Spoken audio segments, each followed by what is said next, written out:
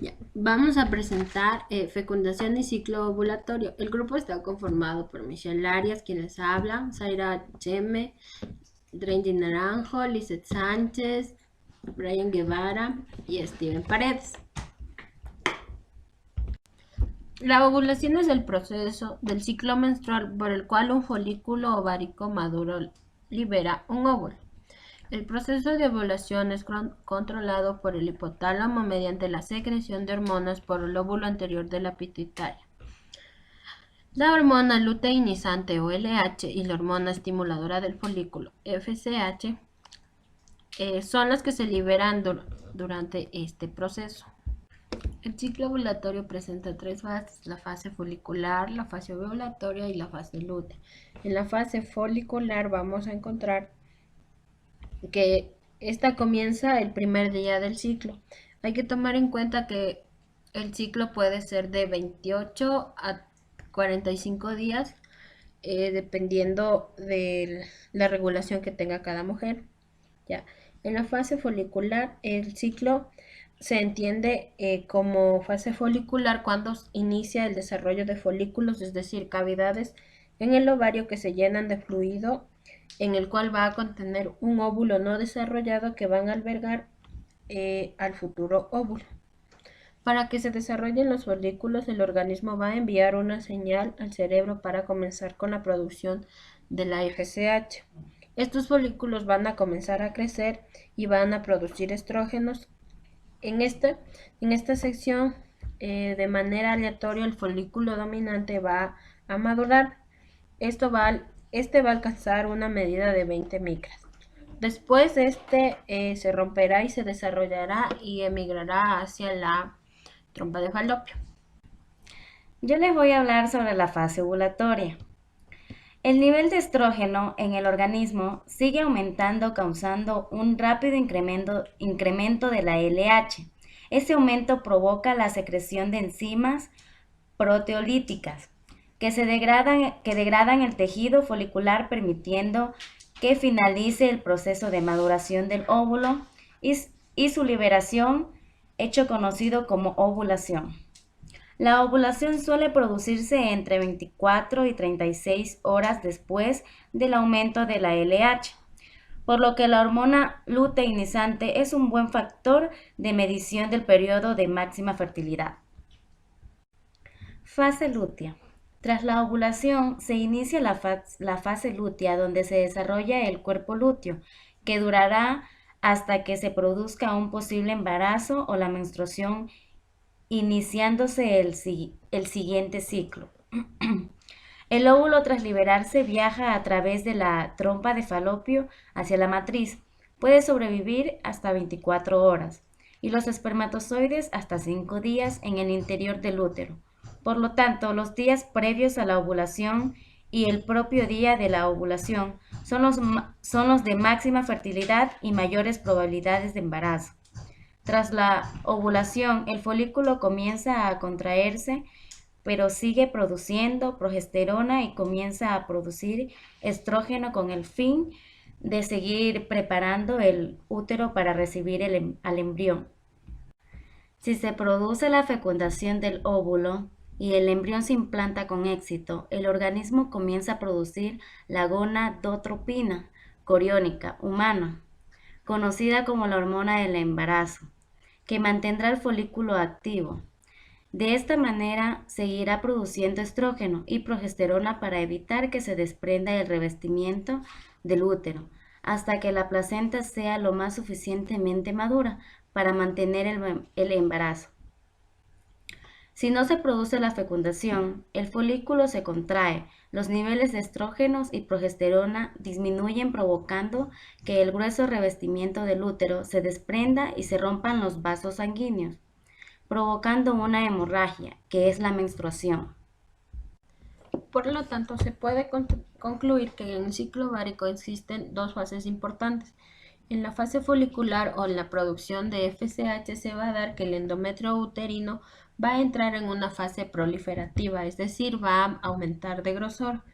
El moco cervical se va a adelgazar para que permita el paso del esperma. Este va a estimular también al óvulo anterior de la hipófisis para que produzca la LH. En la siguiente fase o pico de la LH, esta va a elevar la concentración de factor promotor de maduración, lo que va a inducir que el ovocito se transforme en un ovocito maduro entrando a la meiosis 2.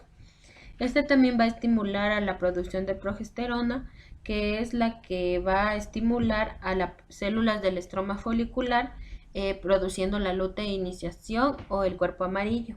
Este también va a provocar la ruptura del folículo y la ovulación. Hay que tomar en cuenta que si este ovocito es fecundado, va a concluir con la meiosis 2 para poder ser apto para la fecundación. La fecundación es el proceso mediante el cual los gametos femenino y masculino se fusionan. Tienen lugar en la región ampollar de la trompa de Falopio, que es la parte más ancha de la trompa cercana al ovario. Los espermatozoides pueden mantenerse viables en el tracto reproductor de la mujer durante varios días. Tan solo el 1% de los espermatozoides depositados en la vagina entran en el cuello del útero, donde sobreviven unas cuantas horas. Los espermatozoides se desplazan desde el cuello del útero hasta la trompa de Falopio gracias a su propia propulsión y a las contracciones musculares del útero y la citada trompa. El viaje desde el cuello del útero hasta la trompa de Falopio puede tomar una duración de 30 minutos o prolongarse hasta 6 días. Una vez en el istmo, los espermatozoides pierden movilidad y dejan de migrar. En el momento de la ovulación, los espermatozoides recuperan la movilidad gracias a los quimioatrayentes producidos por las células del cúmulo que rodean al óvulo y nadan hacia la ampolla, donde suele tener lugar la fecundación. Los espermatozoides no son capaces de fecundar el ovocito inmediatamente después de llegar al aparato genital femenino. Para adquirir esa capacidad, primero tienen que experimentar un proceso de capacitación y una reacción acrosómica. La capacitación es un periodo de acondicionamiento dentro del tracto reproductor de la hembra que en el ser humano dura aproximadamente 7 horas. La mayor parte de este acondicionamiento tiene lugar en la trompa de Falopio y consiste en una interacción de los epitelios entre los espermatozoides y la superficie mucosa de la trompa. Durante este periodo, la capa de glucoproteínas y las proteínas seminales se eliminan de la membrana plasmática que recubre la región acrosómica de los espermatozoides. Solo los espermatozoides capacitados pueden atravesar las células de la corona y experimentar la reacción acrosómica. La reacción acrosómica tiene lugar después de la unión a la zona pelúcida. Está inducida por proteínas de zona.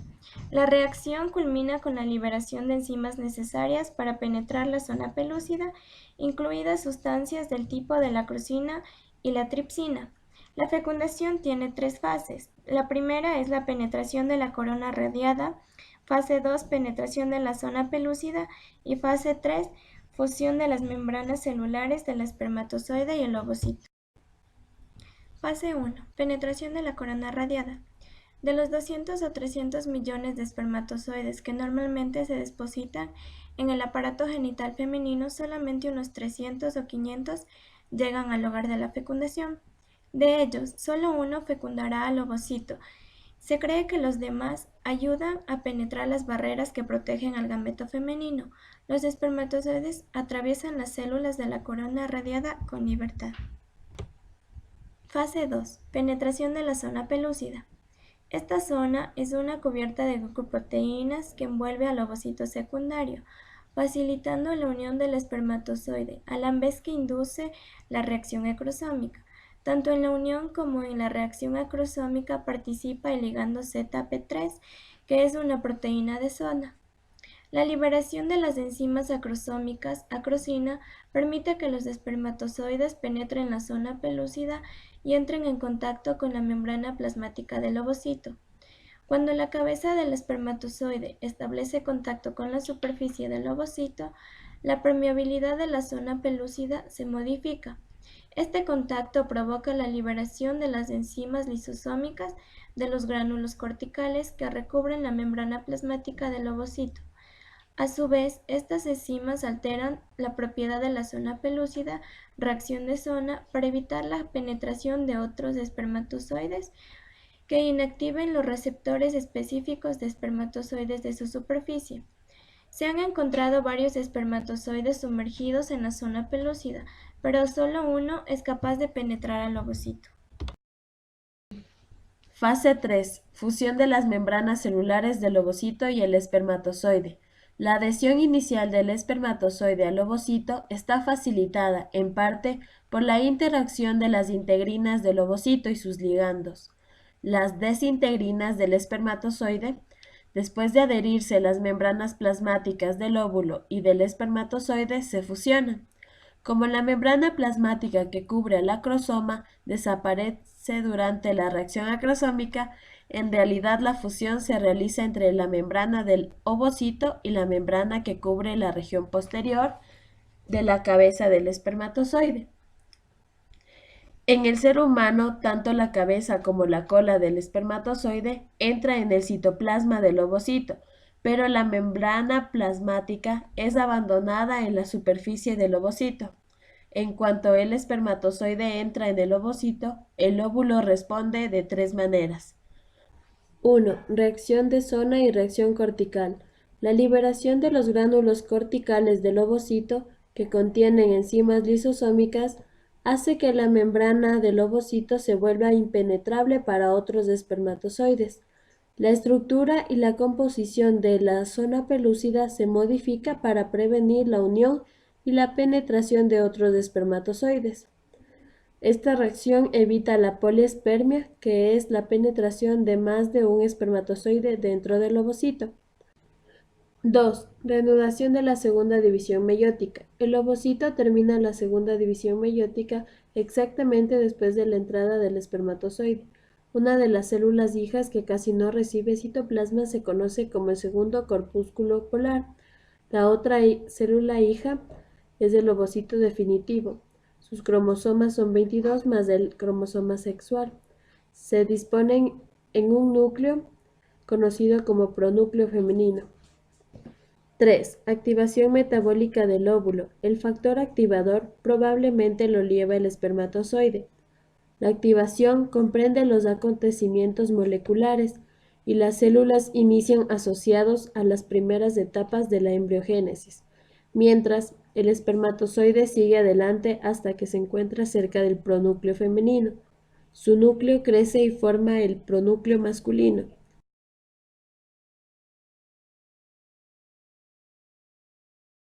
Inmediatamente después de la síntesis de ADN, los cromosomas se disponen en el uso para prepararse para una división mitótica normal.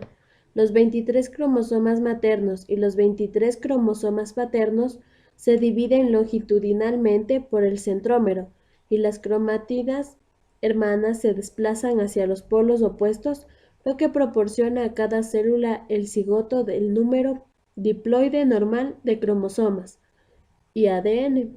Mientras las cromátidas hermanas se mueven hacia los polos opuestos, aparece un surco profundo en la superficie de la célula que divide de forma gradual el citoplasma en dos partes. Genera un embrión femenino, XX, mientras que el espermatozoide portador de un cromosoma Y genera un embrión masculino, XY. Por consiguiente, el sexo cromosómico del embrión se determina en el momento de la fecundación.